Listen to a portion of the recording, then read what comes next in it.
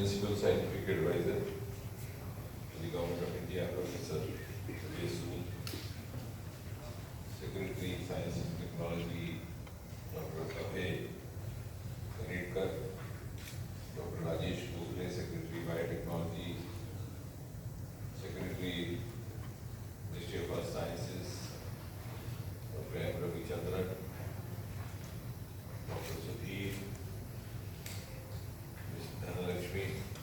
members of the fraternity, and the eminent scientists and officials of the ministry, and dear friends from the media. I think at the outset I have to congratulate the organizers for having very beautifully planned out this 9th India International Festival, India International Festival of Science or Science Festival that have traversed the journey of 9 years in a very consistent and a very glorious manner. Now, as was being mentioned by the Principal Scientific Advisor, it is indeed an outreach festival. So, in order to avoid any confusion, it's not a very deep tech academics happening, but I think equally important is to reach out to those for whom the entire scientific ventures are meant for. And if the ultimate objective of science, the innovation, the technology is to bring ease of living the life of a common man, I think that's equally important, rather more important than actually conducting research in the laboratory. And what is the significance, therefore, of having IISF in the year 2023? If you look at, if you ask me, I think since all of us have been tuned to look at things in a scientific evidence way, there are 3 levels at which we could celebrate this. A, that we have a number of success stories, as was being mentioned by Professor Singh, some of which are actually being celebrated globally. The success stories emanating from India, but receiving a worldwide applause and acclamation. For example, the Chandrayaan, for example, the vaccine. And there are scientific reasons for that too, which we need to understand and want to make people understand, because that also gives a certain amount of confidence in our capabilities, in our capacities. When the world celebrates Chandrayaan, it celebrates because it has for the first time demonstrated the enormous potential that possibly lay dormant, but which is there in the Indian brains. But once an enabling milieu was provided, this unlocking of space happened. There was a free flow of private participants and a free partnership, both knowledge-wise, financially.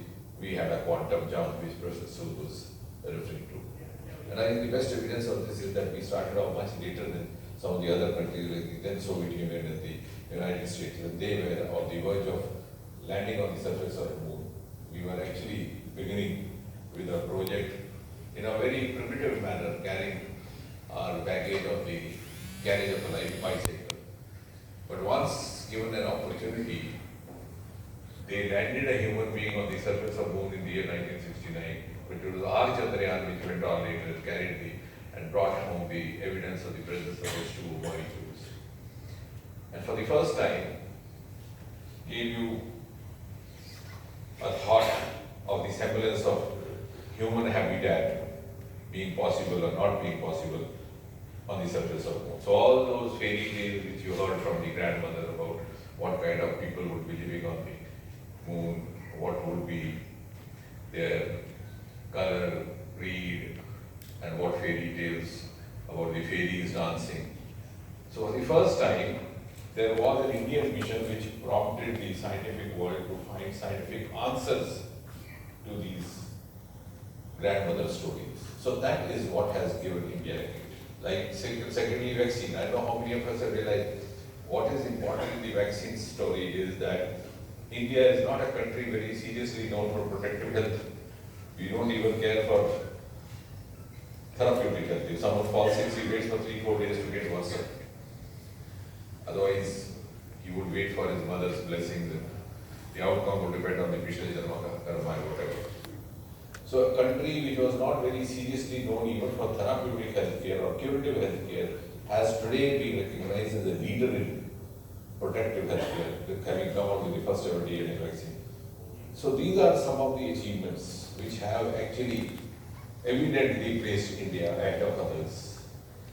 And I know whether you realize that the venue of this year's festival also happens to be the campus where the trial of this vaccine was done, the translation health. So that is something which I think makes it a tourist point. Have we been in another country, all the delegates would have been led to that room where the trial happened.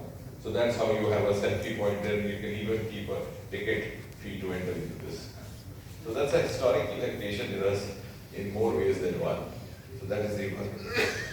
The second reason why we need to celebrate it differently this year is that for the first time, India has also proved that we are at the same pace. Of course, in some ways we are ahead of others, but for many years we were known to be having a time lag. We were always 10, 15 years behind. I think the most distinct example of that is that of television, which arrived in India somewhere in 1970, that being the national capital. And some of the other big cities arrived only by 1975 or so, with the cricket match being shown, Test cricket. Whereas in the 80s, television was a household item. So we were almost 15, 20 years behind in adopting an application. The technology would become popular there, and then the thought would occur to us. It's no longer so today.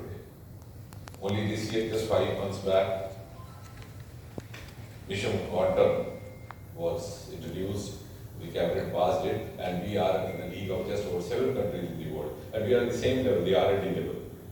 So we are not behind anybody. And the third reason why we need to celebrate is, I think, more important, because scientists don't often discuss that, is that India has set an example of how you convert your scientific research for development purposes. I think we are among the first in the world who have used science and technology in the last 8-10 years under Prime Minister Modi in the development in every sector. You take any ministry, take any department. There are smart cities, the roads and buildings, you are using hugely space technology. Railway crossings, unmanned crossings, you are using space technology and the other technologies. Telemedicine, of course, I don't need to mention. The digital health, the deep sea mission. So all these sectoral areas are now being fully utilized in the application. And this happened only in the last decade, because I vividly remember way back in 2015, we had to indulge in a brainstorming for 2 days in Vigyan Bhavan, where the scientists from the ISRO were made to sit with the representatives of each of the ministries to make them realize what they had to offer, because till then there was hardly any awareness even among the government. And that incidentally has also given rise to what the Prime Minister very fondly keeps mentioning, the whole of government approach, the whole of science approach. We also learned to recognize each other. When the India launching happened, some of those who would have watched it live would recall when I was asked to make the formal announcement, I said the launching is by ISRO, but the mission is more of science.